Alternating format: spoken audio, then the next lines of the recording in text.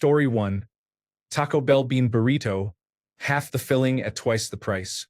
Story 2. Clothing.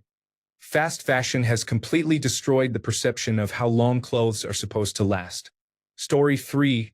Forced planned obsolescence is ruining electronics. Story 4. Printers. They used to print for more than 20 years, and you could refill the ink cheaply. Then manufacturers started raising ink prices, and things went downhill from there. These days there is almost no point in buying one because it is just an excuse to force subscriptions on people. The companies destroyed their own market. Please stop telling me what to buy. Story 5. Refrigerators have an expected lifespan of only 6 to 7 years today, yet many people still have units from the 1960s or 1970s in their garage or basement that will freeze everything solid if set past setting 2. Story 6. A first world problem. The latest Dyson ball-style vacuum feels flimsier. The handles and plastic are thinner than on previous models. I may be wrong, but it just feels that way. Windows is now garbage. Story 7. Transformers. The original toys were solid die-cast and gorgeous. Now they are gaudy, thin plastic toys with far simpler transformations. Story 8. Clothes and shoes just fall apart, but I can still wear Grandpa's 50-year-old stuff. Story 9. Pre-made food products are being reformulated. Manufacturers keep cutting costs and removing the ingredients that make them good. Major brands are doing this, and it's a nightmare. Story 10. Clothing. I have a shirt from a convention that was more than 20 years ago, and it is still almost perfect. The graphic has flaked a little, but it is still very clear what it depicts. New t-shirts seem to fall apart or flake away within a year, which is ridiculous. Story 11. To be honest, Coach leather in general used to be much better. Back when my mother started collecting Coach bags in the 1970s, we were talking full-grain conditioned leather. Even when I was little, you got what you paid for. These days it is all reconstituted kippered sausage that is more glue than cow, and the price has only gone up. Genuine leather is nonsense. Story 12. Kitchen appliances used to withstand a nuclear blast. Even mid-range models could. Story 13. This is a bit niche, but the old CFM International CFM 56 turbofan engines on the Boeing 737 were reliable and started very quickly, often in about 1 minute. The new engines on the Boeing 737 MAX are more efficient, but they take about 3 minutes to start. So we have gone from about 2 minutes from pushback to taxi to at least 6 minutes. Every leg is at least 4 minutes longer because of this. That does not even consider that they also require 3 minutes to cool down after landing compared to 1 minute for the older engines. Usually that is not an issue, but sometimes it matters. It is so bad that the ramp controllers ask how long it will be until we are ready because we are clogging up the ramp for everyone else. We are starting both engines at the gate because if it is a short taxi, we face a 6-minute zone of uncertainty. The engines take more than 3 minutes to start and then need 3 minutes of warm-up time before takeoff. This happens all the time. Are we really saving that much fuel if we are starting both engines at the gate and letting them idle? I suppose we must be, because this is the direction the industry is taking. I am all about efficiency, but if you have to motor an engine for several minutes to make sure the main shaft is straight before adding fuel, maybe the tolerances have become a bit too tight. Story 14. I prefer furniture. I only buy second-hand, antique pieces. Some have lasted for decades and still look beautiful. They are heavy, sturdy, and show amazing workmanship and detail. Now it feels like everything is pressed mulch and is not even designed to survive a move. Story 15. I have a few pairs of Levi's that belong to my dad and are still rock solid after a few decades. I bought a pair in January that I had to patch. Story 16. In gaming, corporations that prioritize profit are leaving their mark on quality and player experience. Story 17. Peter Venkman. So what? I guess they just don't make them like they used to. Huh? Ray Stantz. Nobody ever made them like this. The architect was either a certified genius or an authentic wacko. Story 18. My wife and I received my grandmother's mixer as a wedding present. God willing, it will be passed down to our grandchildren. Story 19. Cars used to survive accidents while drivers died. Now, in an accident, the car is destroyed and the driver survives. Story 20. I have a small collection of vintage tools. Pliers and wire cutters peaked in popularity from the 1960s to the 1980s. Hammers and axes, hand planes, and other carpentry tools peaked in the early to mid-20th century. I have 5 anvils. They peaked around 1900. Good quality modern adjustable wrenches are better than most vintage wrenches. Story 21. My 150-year-old farmhouse has survived high winds, falling trees, torrential rains, and even a logging truck, requiring only minimal repairs. Any newer home would have to be torn down and rebuilt. Story 22. Weirdly enough, companies now focus on merchandising. Of course, companies on Earth have always been greedy, but I miss when cereal boxes came with toys or when companies gave away mice, pens, stress balls, umbrellas, and bags with their logo. At least you had something free to use on a daily basis. Nowadays, you need to pay to even breathe in their direction. There are no longer functional or quirky gifts. Story 23. Most things you can tell by the weight: shower heads, dishwashers, other appliances, pipes, and lumber. The metal is thinner or replaced with plastic components, so everything feels much more fragile. A 2x4 used to actually refer to the measurements of the lumber you purchased.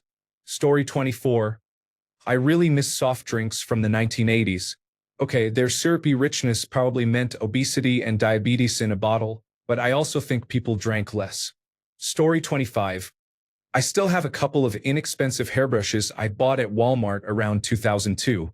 They are made of wood, ceramic, and boar bristles and are held together with screws. I doubt that even higher-end hairbrushes meet the same quality standards today. Story 26. Tin openers. My mom has one older than I am.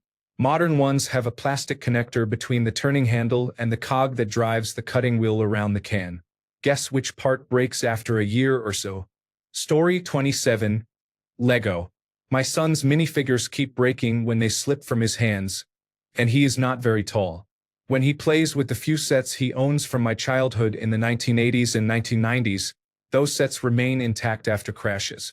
Story 28. Back in the day, if you hit a sock with a vacuum cleaner, it was the sock that got destroyed. Story 29. Backpacks. The JanSport backpacks from 1997 are not the same as those sold today. It is disappointing to repurchase a product 20 years later and discover the company has cut quality and reduced durability. Story 30.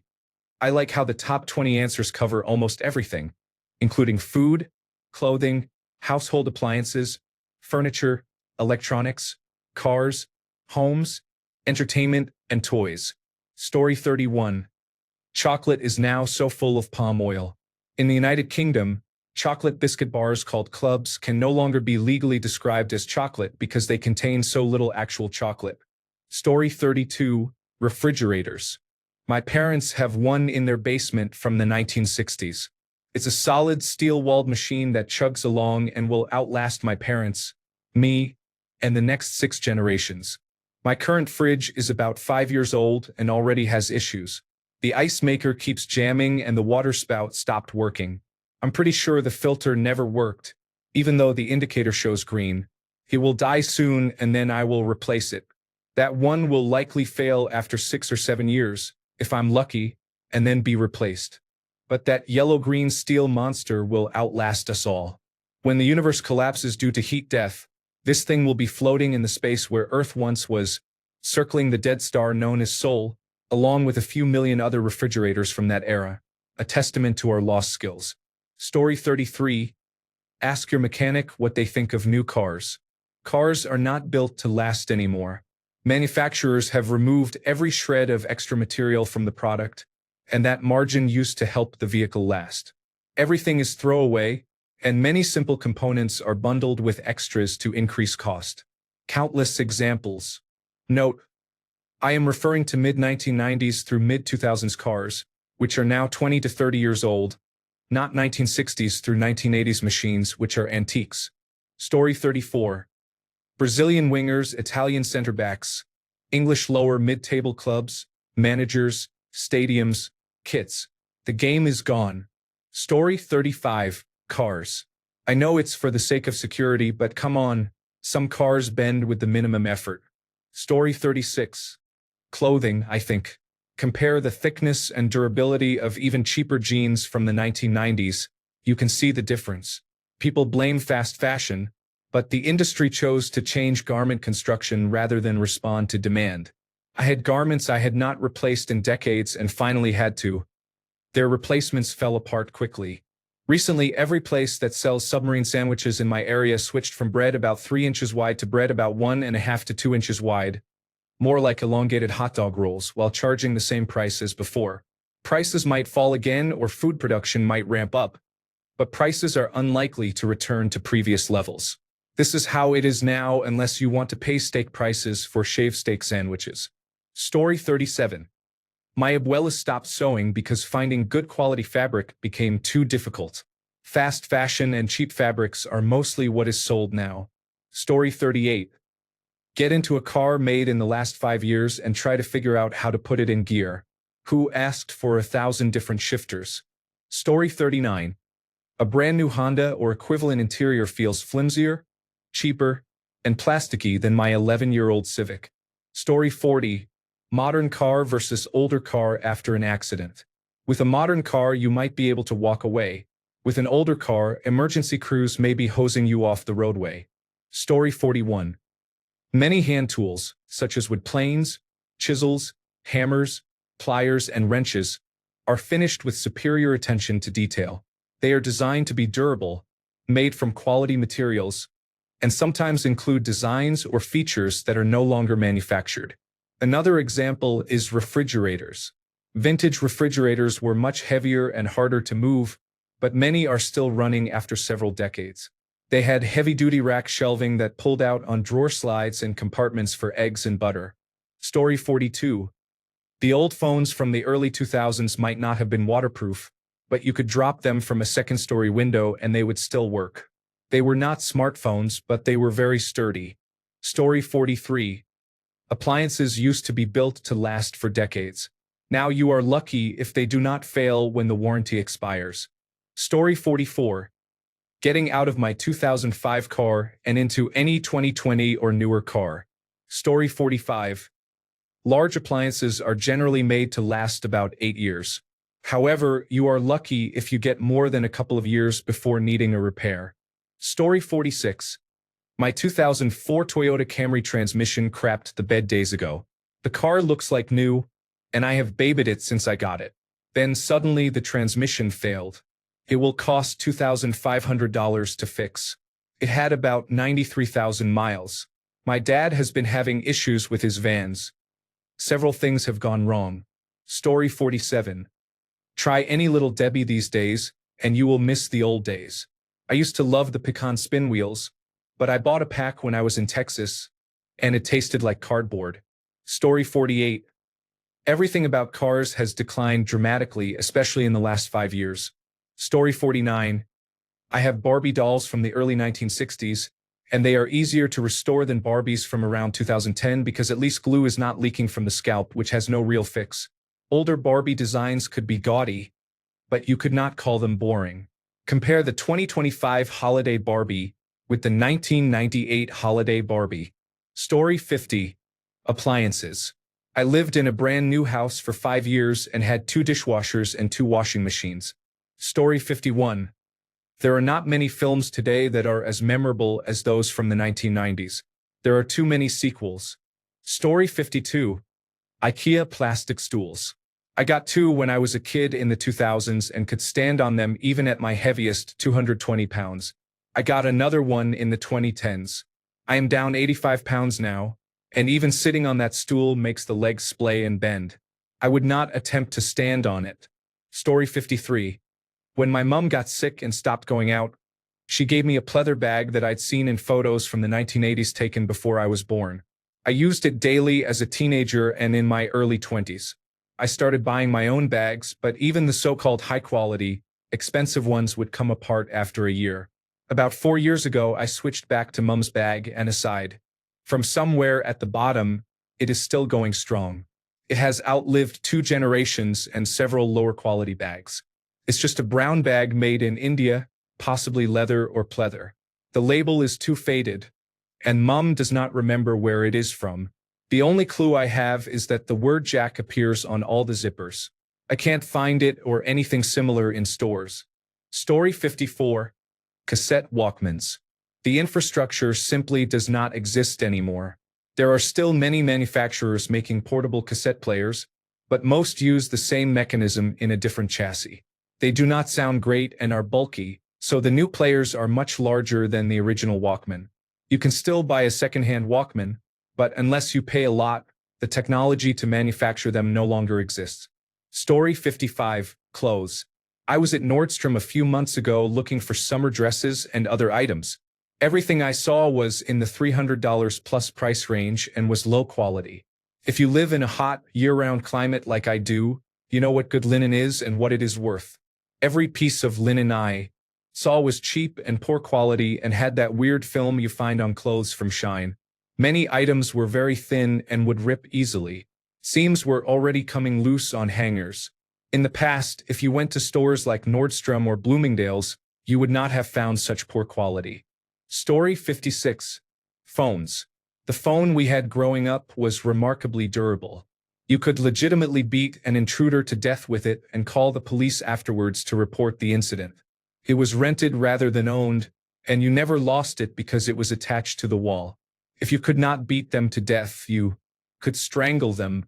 These new phones are flimsy bits of glass and plastic that break if you sit on them and are easily forgotten at a bar.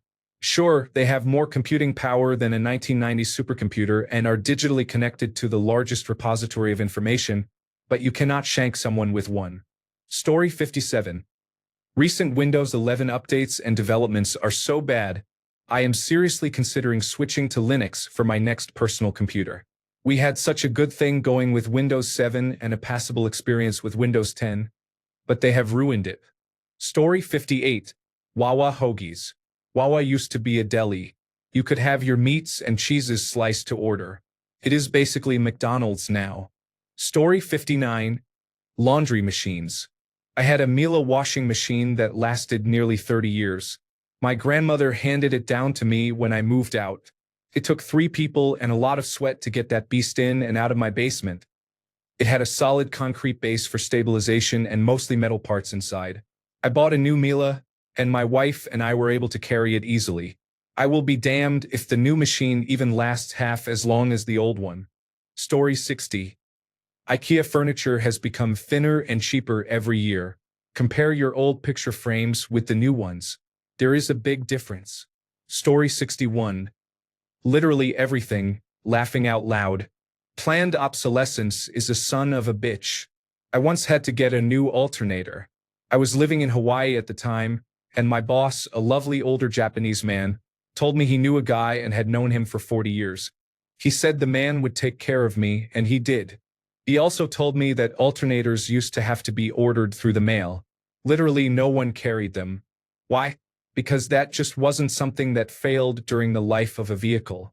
A car could go 300,000 miles. Sorry, I'm American, so I still use miles a lot, laughing out loud, and never need a new one.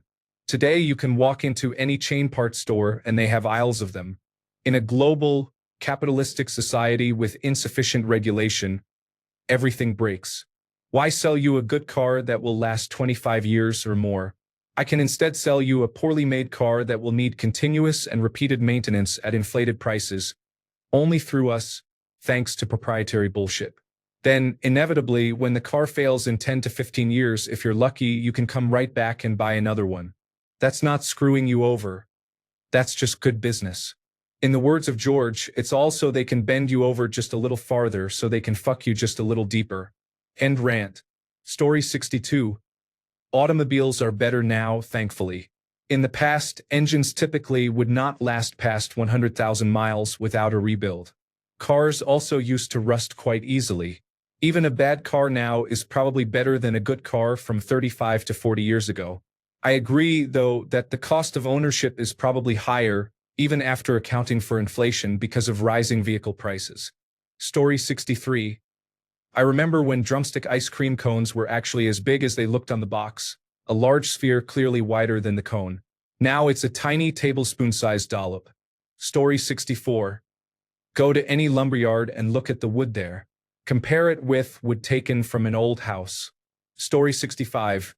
Early ventures into plastic-based water supply plumbing had issues 3 to 4 decades ago.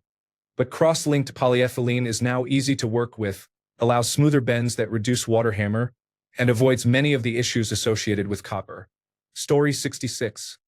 Cars, appliances, computers, keyboards for music and typing, kitchen utensils. Story 67. These electric tester sticks beep when a line is energized. I have had 2 fail because they were cheap, but the one my grandfather used in the 1980s is still working perfectly. Story 68. The repair technician said that if he could obtain genuine Maytag parts, he could make my 32-year-old washer run for another 10 years. Story 69. It is obvious everywhere you look.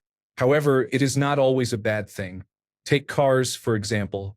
They are still built to last for the most part, but they are not the tanks they used to be. You could once be in a fender bender in a compact car and barely see a dent. Now many cars sustain significant body damage even in relatively low-speed impacts. That may make it seem like cars are built less durably, but in reality much of that is intentional safety design. The more a car crumples during an impact, the less force the occupants experience. This only applies until the deformation reaches the passenger compartment, but in general the more fragile structures of modern cars actually save many lives. When you look at other recent products like dishwashers, you see the other side of the coin. They are more efficient and more effective than they used to be, but they often last about half as long.